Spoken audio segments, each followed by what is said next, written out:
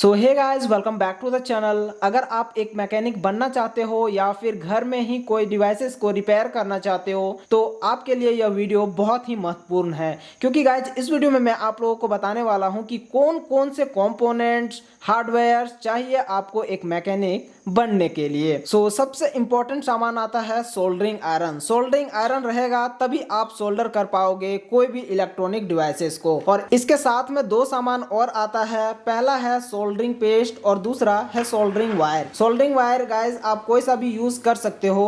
तो ये तीनों सामान सबसे पहले नंबर पे आते हैं। उसके बाद दूसरे नंबर पे आता है हार्डवेयर। हार्डवेयर में आता है स्क्रू ड्राइवर और प्लायर। प्लायर नहीं भी रहेगा, अगर आपका मशीन छोटा है तो काम चल जाएगा।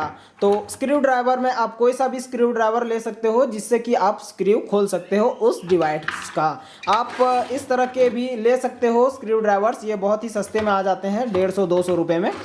उसके बाद एक आता है wire cutter. Wire cutter important नहीं है, लेकिन यह भी आप यूज कर सकते हो हार्डवेयर के तौर में। वायर को काटने में छीलने में बहुत ही इजीली होता है, बहुत ही आसानी से आप निकाल सकते हो वायर के कवर को। उसके बाद आता है मल्टीमीटर। गाइस मल्टीमीटर से ही आप सारे कंपोनेंट्स को चेक कर सकते हो कि खराब है कि सही है। हाँ, मल्टीमीटर को आपको यूज करना आने चाहिए। अगर आपको नहीं आता है तो आई के बटन में आप क्लिक करके देख सकते हो और सीख सकते हो कि मल्टीमीटर को कैसे यूज कर सकते हैं। मल्टीमीटर दो प्रकार के आते हैं, डिजिटल और एनालॉग। उसके बाद नेक्स्ट है हमारा एक खराब सा किट।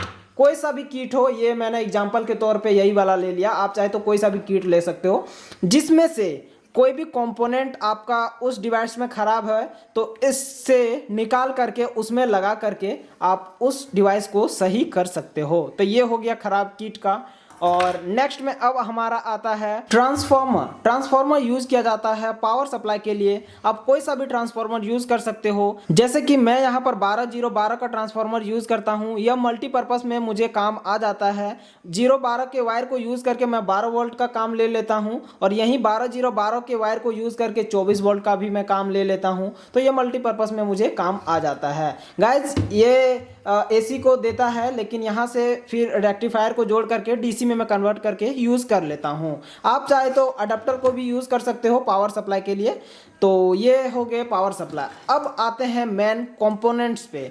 तो कंपोनेंट से आने से पहले इसके बारे में मैं आपको इंट्रोड्यूस करा देना चाहता हूँ। ये गाइस है 6 आर्म सोल्डरिंग स्टेशन। इसको आप खरीद भी सकते हो और नहीं तो आप घर में खुद से बना सकते हो। आप चाहे तो कपड़े टांगने वाले जो होते हैं वो क्लिप यूज़ करके कंपोनेंट्स को होल्ड करने के लिए यूज़ कर सकते हो। जैसे कि कंपोनेंट्स को इसमें होल्ड ऐसे कर दोगे और यहाँ पे सोल्डरिंग करने में बहुत ही आसानी हो जाती है, इसीलिए इसको यूज किया जाता है। तो ये रिव्यू प्रोडक्ट मेरा आया था तो इसीलिए है यह, नहीं तो मैं भी होममेड ही यूज़ करता। उसके बाद आते हैं कंपोनेंट्स में। गाइस कंपोनेंट्स इतने सारे हैं, इतने सारे में से एक एक करके मैं इंट्रोड्यूस कर देता हूँ। सबसे पहले आपको रजिस्टर्स लेने हैं। तो रजिस्टर्स में से कौन कौन रजिस्टर्स इंपॉर्टेंट हैं वो मैं बताऊंगा।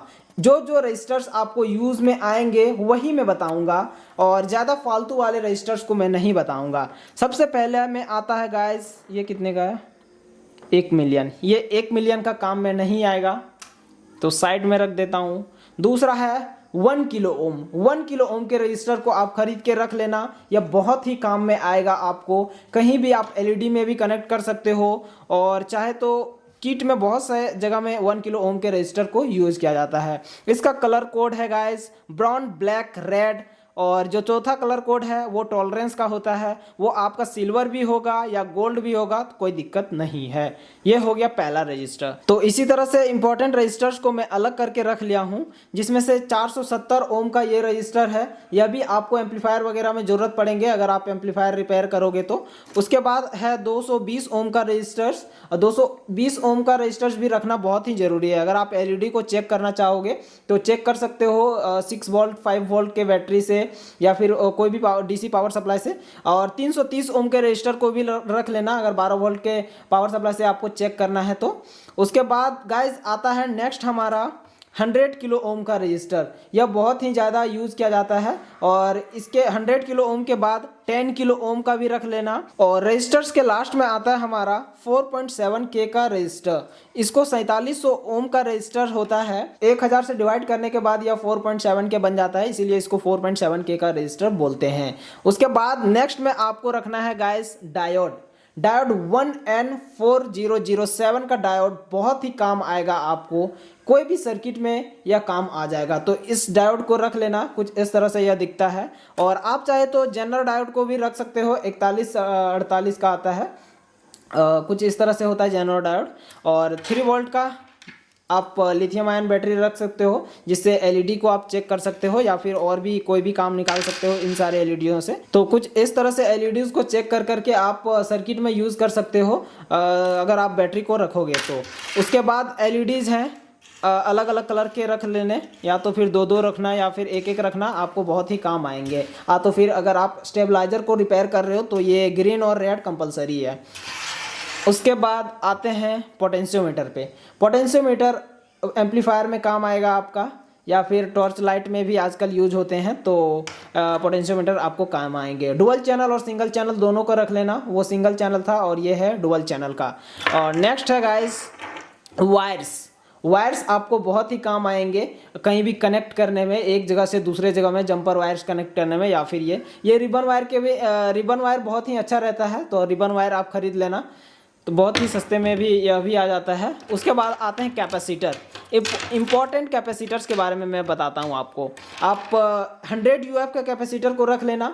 100 यूएफ के कैपेसिटर में से आप 63 वोल्ट, 50 वोल्ट और 25 वोल्ट का भी कैपेसिटर को रख लेना, ये भी बहुत ही काम आएंगे आपको। तो ये सारे हैं कैपेसिटर्स, इलेक्ट्रोलाइटिक कैपेसिटर्स।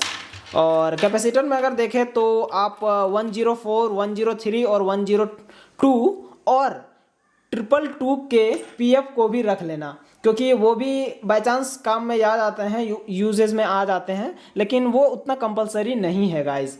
और कैपेसिटर के बाद आईसीज भी आप रख सकते हो, आप चाहे तो। अगर मान लो कि थोड़ा ज़्यादा ही आपको रिपेयर करने का शौक है और रिपेयर करते हो, कोई भी एम्पलीफायर वगैरह लोगों का रिपेयर करना चाहते हो, तो आईसीज रख सकते हो, जैसे कि एम्पलीफायर आईसी 6283 का है या और 4440 के भी रहते हैं, तो उसको भी आप रख सकते हो। बाकी बात अगर होम थिएटर वगैरह आपको रिपेयर करना है तो TDA 2030, TDA 2050 और 2003 का भी आईसी रख सकते हो।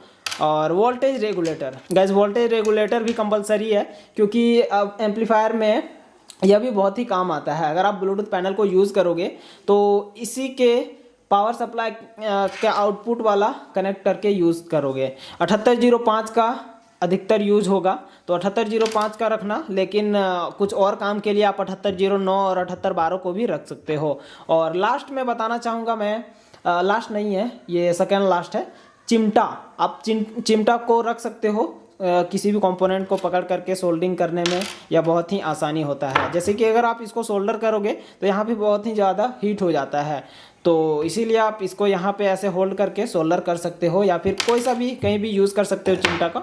और एम्पलीफायर में अगर फिर मैं बोलना चाहूँगा कि एम्पलीफायर का अगर आप रिपेयर करने में शौक हो तो इस ब्लूटूथ पैनल को भी रख लेना, यह भी बहुत ही काम आएगा। न्यू रखना। तो बस इतने सारे सामान थे एक मैकेनिक बनने के लिए। तो आई होप गाइज ये वीडियो आप लोगों को बहुत ही इन्फॉर्मेटिव लगी होगी। अच्छी लगी तो वीडियो को लाइक कर देना, और चैनल में नए हो तो चैनल को सब्सक्राइब कर देना। बाय गाइज, मिलता हूँ नेक्स्ट वीडियो में।